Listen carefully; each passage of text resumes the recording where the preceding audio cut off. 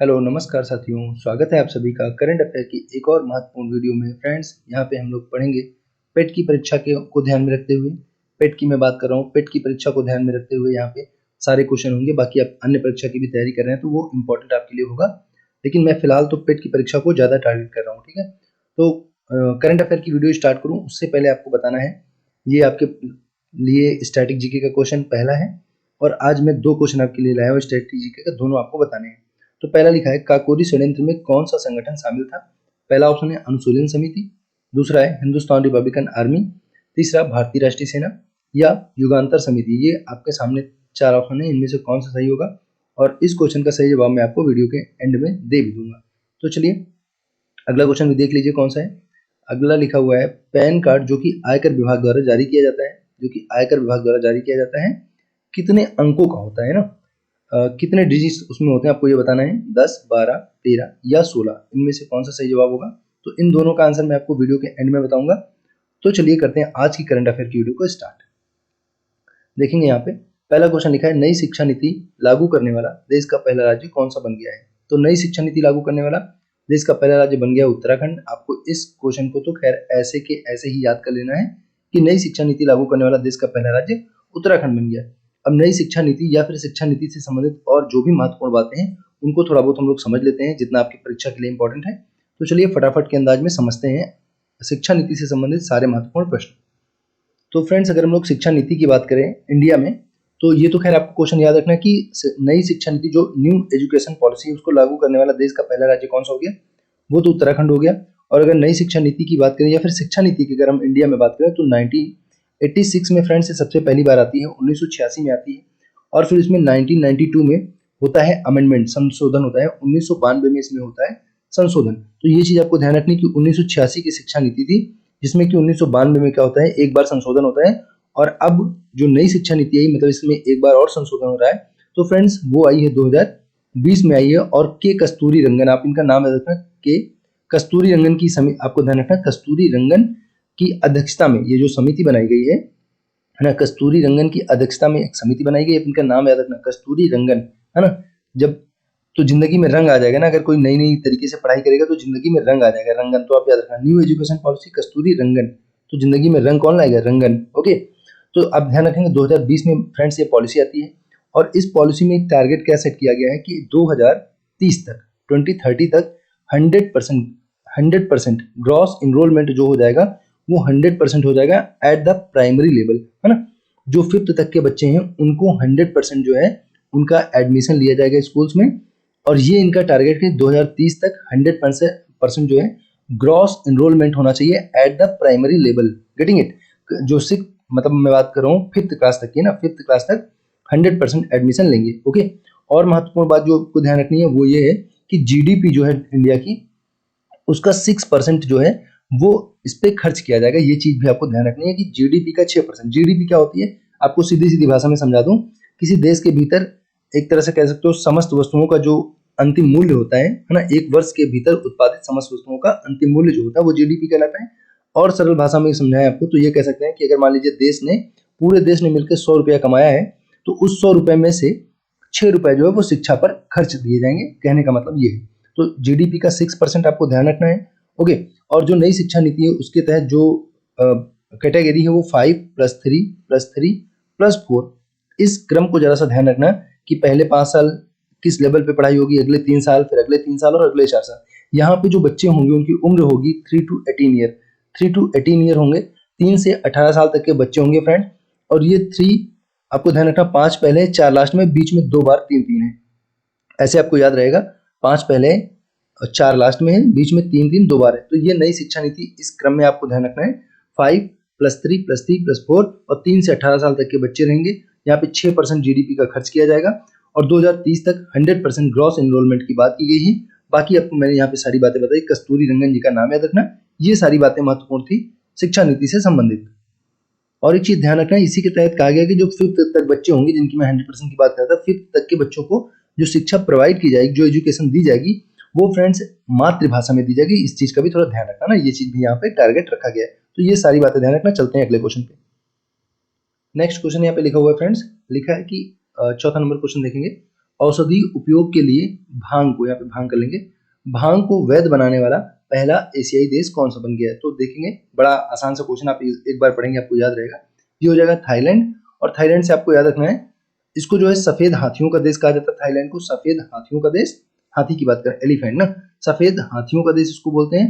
और साथ ही साथ इसकी राजधानी यहाँ पे रखते हैं, इसकी कैपिटल जो है बैंकॉक है ना, बैंकॉक थाईलैंड की कैपिटल हो जाएगी, और इसको सफेद हाथियों का देश कहा जाता है। तो इसने भांग को, अगर आपको इसको मेडिसिन में यूज करना है तो उसको वैध बना दिया गया। तो ये पहला एशियाई देश है जिसने भांग को वैध बनाने वाला पहला एशियाई हो गया। औषधि उपयोग में अगर आपको लेना है, मेडिसिन के यूज में अगर आपको भांग को लेना है तो this is legal in Thailand now. Okay, अगला क्वेश्चन है काफी इंटरेस्टिंग और इंपॉर्टेंट क्वेश्चन है, देखेंगे यहाँ पे लिखा है 5वां नंबर क्वेश्चन, किसने राष्ट्रमंडल खेलों में 2022 में, राष्ट्रमंडल खेलों 2022 में बैडमिंटन एकल में स्वर्ण पदक जीता? तो आप सबको पता होगा पीवी सिंधु का नाम हो जाएगा यहाँ पे। पीवी सिंधु जो है बैडमिंटन खेलती हैं, आप सबको मालूम है। तो जो राष्ट्रमंडल खेल हो रहे थे कहाँ पे हो रहे थे? इंग्लैंड के बर्मिंघम में हो रहे थे फ्रेंड्स। कौन से नंबर के? 22वें नंबर पे हो रहे थे, है ना, 22 नंबर के ये राष्ट्रमंडल खेल थे, कॉमनवेल्थ गेम थे, और 2022 में ही ये हो रहे थे। इंग्लैंड के बर्मिंघम में हो रहे थे, इंग्लैंड के बर्मिंघम में हो रहे थे, ध्यान रखना। 2022 में 22वें नंबर के हो रहे थे, और अगले जो गेम है वो 24 मतलब 4 साल के बाद होंगे। तो आप हमेशा जो कॉमनवेल्थ होते हैं 4 साल के गैप पर होते हैं, तो इसका मतलब जो नेक्स्ट वाले होंगे 23rd नंबर के जो होंगे, इसमें 4 आप ऐड कर लेना, है ना। तो 22 4 कितना हो जाएगा? 26। 2026 में होंगे अगले वाले जो होंगे, और वो कहाँ पे होंगे? वो ऑस्ट्रेलिया देश में होने वाले हैं। इन चीजों का थोड़ा सा ध्यान रखना। बात करें 2022 में जो गेम हुए हैं, पीवी सिंधु का तो आप नाम समझ गए हैं। बैडमिंटन एकल में स्वर्ण पदक इन्होंने जीता। एक लड़का भी था लक्ष्य सेन, उसने भी बैडमिंटन एकल में स्वर्ण पदक जीता, सेम था। बस आपको अगर लड़का पूछेगा तो ध्यान रखना लक्ष्य सेन नाम हो जाएगा। बात करें अगर हम लोग यहाँ पे इंडिया की रैंक क्या थी, तो चौथे नंबर पे हम लोग थे, है ना। 61 हम लोगों ने यहाँ पे टोटल मेडल जीते थे, जिसमें से 22 गोल्ड थे, 22 गोल्ड थे। उसके बाद 16 आपके सिल्वर थे, और 23 क्या थे? ब्रॉन्ज मेडल थे, कांस्य पदक थे। तो 16 क्या हो जाएंगे आपके? सिल्वर हो जाएंगे, और 22 जो हो जाएंगे गोल्ड हो जाएंगे। अब 22 गोल्ड में जो है आपको थोड़े नाम ध्यान रखने हैं, जो गोल्ड के हैं उनको आप थोड़ा सा ध्यान रखना। जैसे बड़े इंपॉर्टेंट जो है, जैसे आप पीवी सिंधु हो गया, लक्ष्य सेन हो गई, निखत जरीन हो गई, और उसके बाद आप कह सकते हो दीपक पूनिया है, बजरंग पूनिया है, साक्षी मलिक है, अंचिता सेवली है ना। तो इस तरह के कुछ बड़े सारे नाम हैं, इनको आपको थोड़ा सा ध्यान रखना है। 22 गोल्ड मिले हैं टोटल, आपको याद रखना है। चौथी रैंक है हम लोगों की, टोटल 61 मेडल मिले हैं यहाँ पे। तो 22 गोल्ड, 16 आपके सिल्वर हो जाएंगे फ्रेंड्स। और सिल्वर में आपको ध्यान रखना, जो इंडिया की क्रिकेट टीम है उसको, इंडिया की महिला क्रिकेट टीम है वो ऑस्ट्रेलिया से हार गई थी।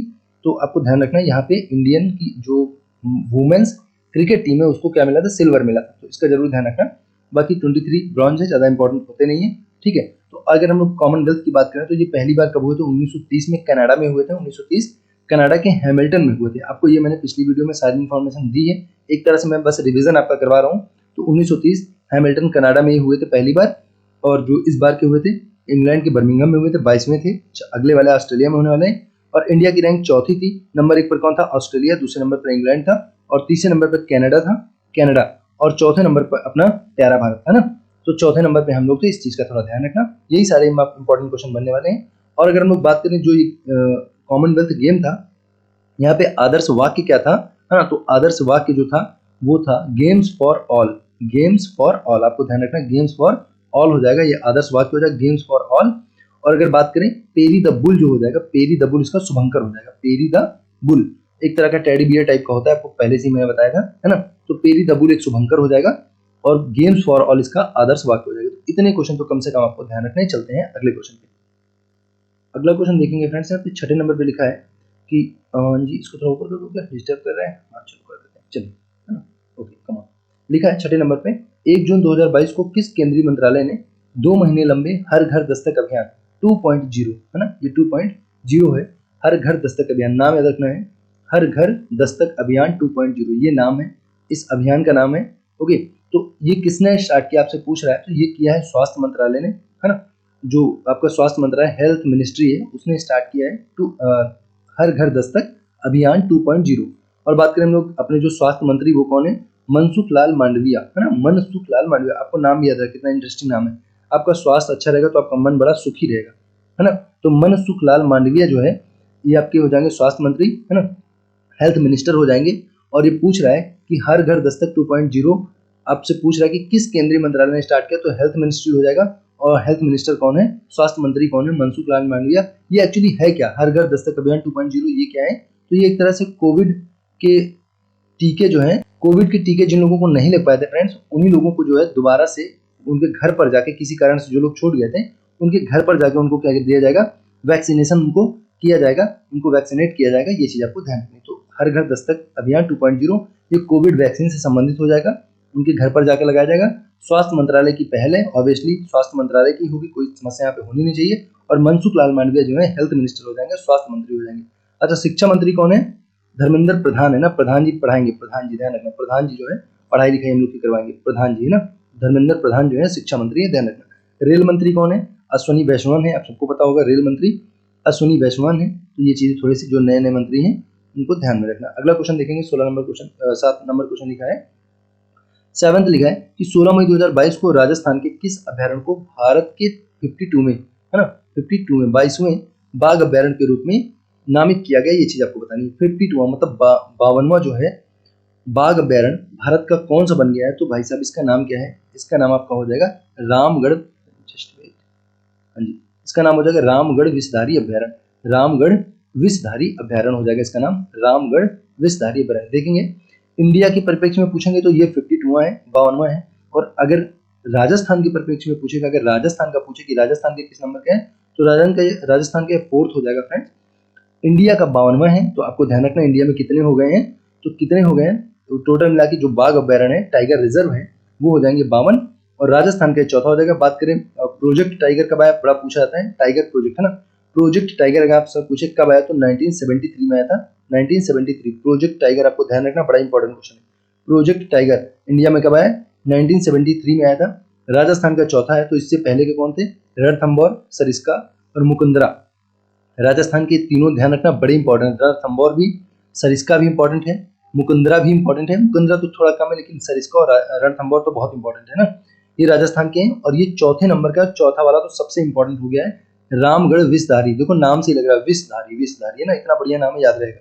तो ये 52वां है और इंडिया का ये 52वां है, राजस्थान का 4था है। अगले क्वेश्चन पे आते हैं, टाइगर रिजर्व की बात करें। अगला क्वेश्चन देखेंगे, अगला क्वेश्चन लिखा है यहाँ पे कि 27 अगस्त 2022 को भारत के 49वें मुख्य न्यायाधीश के रूप में किसने शपथ ली। देखिए इनका जो कार्यकाल है बहुत छोटा सा है, इनका कार्यकाल मात्र 75 दिनों का है।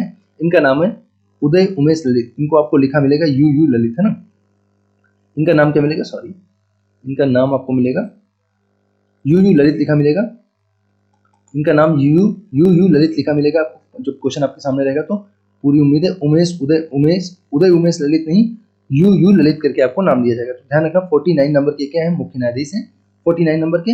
और अगर बात करें सर्वोच्च न्यायालय की, तो आपको ध्यान रखना है 28 जनवरी, है ना, ये बड़ा इंपॉर्टेंट क्वेश्चन है, दरोगा में पूछा गया था।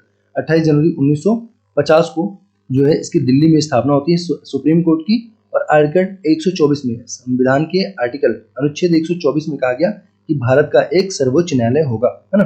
और बात करें अगर वर्तमान में सर्वोच्च न्यायालय में कितने न्यायाधीश हैं, तो 3+4 है ना, मतलब 3 and 4 ऐसे करके आप तो 3-4 मतलब 34, कुल मिला 34 कैसे हैं, 33+1 तो 33 हो जाएंगे अन्य, और एक हो जाएगा मुख्य न्यायाधीश जो कि यू ललित बन गए हैं मुख्य न्यायाधीश, आप यही वाले हैं यू ललित, है ना। जब सबसे पहली बार सर्वोच्च न्यायालय की स्थापना होती है उस समय कितने थे फ्रेंड्स, तो उस समय थे कुल मिला के आपके 7+1, है ना, यानी कि कुल मिला के 8 न्यायाधीश उस समय हुआ करते थे। और जो 8वें मुख्य न्यायाधीश थे, मतलब जो मुख्य जो न्यायाधीश थे उनका नाम था हीरालाल जे कानिया, इनका नाम याद रखना, हीरालाल जे कानिया इनका नाम था। वर्तमान में 34 है। और ये सारी बातें आपको ध्यान रखनी है ना। 28 जनवरी 1950 को पहली बार स्थापना होती है। उदय उमेश ललित यू ललित इनका नाम है। और आपको याद रखना है सर्वोच्च न्यायालय की मैंने बात कर ली, यहीं पे एक नई जो नियुक्ति है आपको ध्यान रखना है, जो कि अभी आपके मुख्य निर्वाचन आयुक्त बन गए हैं, उनका नाम है राजीव कुमार, है ना, राजीव कुमार मुख्य चुनाव आयुक्त बन गए हैं। मुख्य निर्वाचन आयुक्त आपसे पूछेगा, राजीव कुमार है। और ये राजीव कुमार कौन है, जो कि नीति आयोग के उपाध्यक्ष थे, ये नीति आयोग के उपाध्यक्ष थे, अभी ये बन गए हैं चुनाव आयोग के मुख्य चुनाव आयुक्त बन गए हैं। तो ये कहाँ पे थे, नीति आयोग के उपाध्यक्ष थे। तो अभी नीति आयोग का उपाध्यक्ष कौन हो गए हैं, तो नीति आयोग का उपाध्यक्ष अभी हो गए सुमन बेरी, नाम याद रखना सुमन, है ना, सुमन बेरी नाम है। नीति आयोग के उपाध्यक्ष सुमन बेरी बन गए हैं। नीति आयोग की अगर हम लोग बात करें तो आपको पता है नीति आयोग का जो अध्यक्ष होता है वो प्रधानमंत्री होता है। तो ये सारी बातें आपको ध्यान रखनी है। अगले क्वेश्चन पे आते हैं। बाकी आपको इसरो वाला मुझे पूरी उम्मीद याद होगा, मैंने आपको बताया था इसरो का प्रमुख कौन होगा, सोमनाथ होंगे। कौन होगा, सोमनाथ होंगे, सोमनाथ इसरो के थे।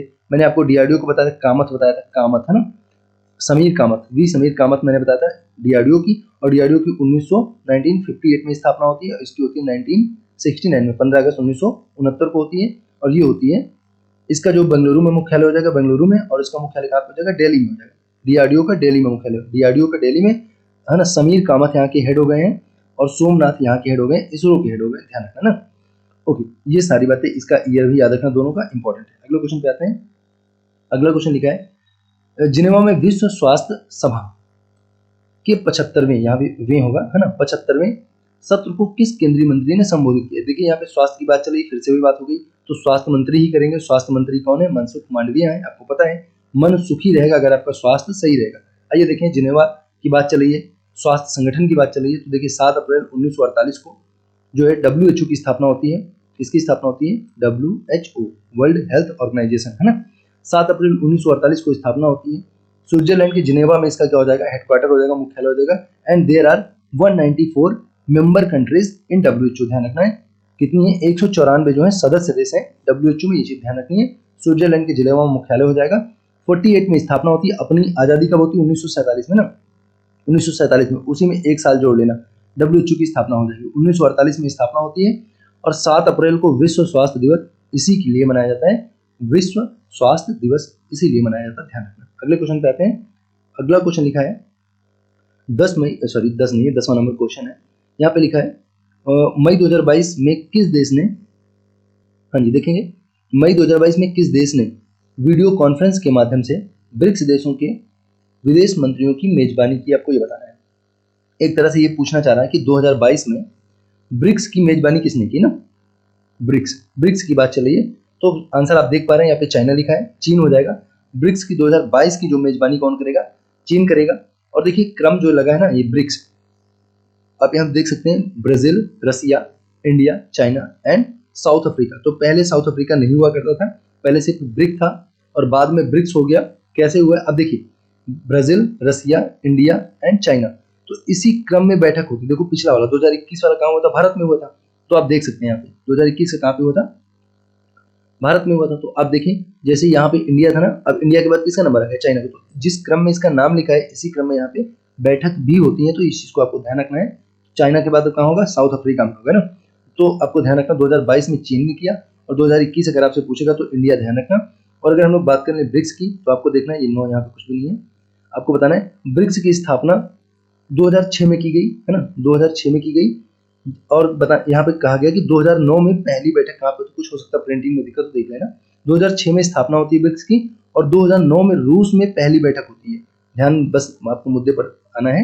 2006 में स्थापना होती है, 2009 में पहली बैठक होती है रूस में, और इसी पहली बैठक में ये निर्णय लिया गया कि जो दक्षिण अफ्रीका है, ये एस जो लिखा हुआ है यहाँ पे, कि जो दक्षिण अफ्रीका है उसको भी इसका परमानेंट मेंबर बना लिया जाएगा, जो कि अगले ही साल 2010 में दक्षिण अफ्रीका को इसका जो है परमानेंट मेंबर बना दिया गया, और उसी के बाद से ब्रिक का नाम हो गया ब्रिक्स। ओके, अगर हम लोग बात कर लें ब्रिक्स की, तो आप देख सकते हैं यहाँ पे इसका मुख्यालय कहाँ पे, चाइना में, संघाई चाइना में हो जाएगा, इसका मुख्यालय संघाई चाइना में हो जाएगा। फ्रेंड्स, चाइना की बात करें तो आप देखेंगे जरा, मुख्यालय यहाँ पे संघाई चाइना में हो जाएगा। हम ब्रिक्स की बात करें, संघाई, ध्यान रखना, ब्रिक्स की जो ब्रिक्स का मुख्यालय है वो संघाई चाइना में है। और आप सबको याद होगा, मैंने आपको SCO बताया था, संघाई सहयोग संगठन है ना, संघाई कॉर्पोरेशन ऑर्गेनाइजेशन की मैंने बात की थी, वहां पे आप सबको याद होगा है ना। तो मैंने इसके बारे में आपको बताया था कि इसकी स्थापना जो है 2001 में होती है, ये भी चीन में ही होती है, लेकिन चीन के कहाँ पे होती है, बीजिंग में होती है। चीन के बीजिंग में 2001 में इसकी स्थापना की जाती है। टोटल मेंबर कंट्री यहाँ पे कितनी है फ्रेंड्स, 8 हैं। और 2017 में हमने आपको बताया था, इंडिया और पाकिस्तान 2017 में इसके सदस्य बन गए। मैंने पिछली वीडियो में सारी बातें की हैं, करंट अफेयर के बहुत ही इंपॉर्टेंट क्वेश्चन है पिछली सारी वीडियो में। मेरी ये 12वीं वीडियो है, तो प्लीज अगर आप लोगों ने नहीं देखी है तो सारी वीडियो देख के जाना। पेट का एग्जाम देने निश्चित तौर पे बहुत सारे प्रश्न वहां पे आपको देखने को, मेरी वीडियो से छोटी छोटी वीडियो है, बिल्कुल सारे प्रश्न आपको वहां पे देखने को मिल जाएंगे, तो थोड़ा सा ध्यान रखना। ये 2017 में इंडिया और पाकिस्तान इसके सदस्य बनते हैं। टोटल 8 सदस्य हैं, इंडिया, पाकिस्तान हो गया, चाइना हो गया, रसिया हो गया, कजाकिस्तान है, और ईरान को अभी इस बार है ना, इस बार जो सबसे नया सदस्य कौन बन गया, ईरान बन गया है। ये चीज आपको ध्यान रखनी है। 8 सदस्य हैं, 2001 में स्थापना होती है, बीजिंग में इसका मुख्यालय है, चाइना के। और ब्रिक्स का कहाँ पे हो जाएगा, संघाई में हो जाएगा, चाइना में, संघाई में। ठीक है, ये सारी बातें आपको ध्यान रखनी है। आइए और देखते हैं, 10वां क्वेश्चन हो गया। अब यहाँ पे हम लोग करेंगे जनवरी महीने के महत्वपूर्ण दिवस पर हम लोग चर्चा करेंगे, जैसा कि मैंने आपको बताया था पहले ही है ना।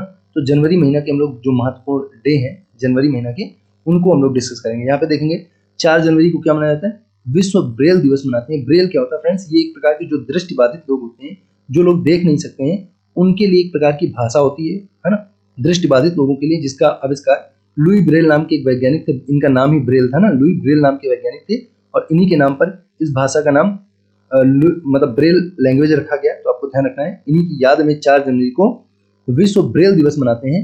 इसमें क्या होगा, जो मतलब दृष्टिबाधित लोग होंगे वो अक्षरों को ऐसे उभार उभार के अक्षर बनाए जाएंगे, उनको बस टच करके जान जाएंगे क्या लिखा और पढ़ सकेंगे ना। तो दृष्टिबाधित लोगों को पढ़ने की एक व्यवस्था है।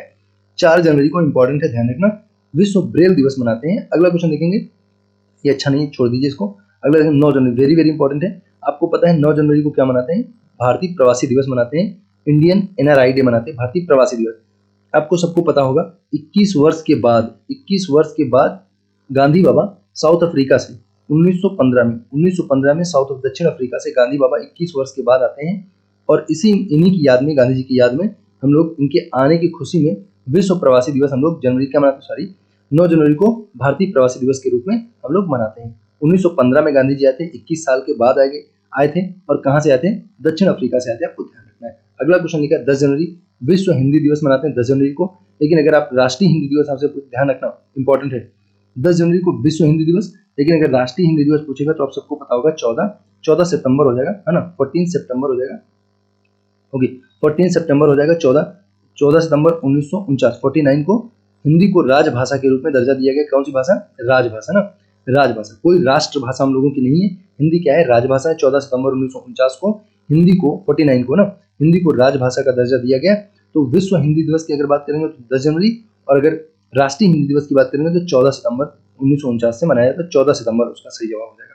अगला क्वेश्चन देखेंगे, अगला है 11 जनवरी से 17 जनवरी तक क्या मनाते हैं। यहाँ पे सड़क सुरक्षा सप्ताह देख लेना, अच्छा नहीं जाता। अगला है 21 जनवरी राष्ट्रीय युवा दिवस, 12 जनवरी ना, देखेंगे 12 जनवरी तो काफी इंपॉर्टेंट है।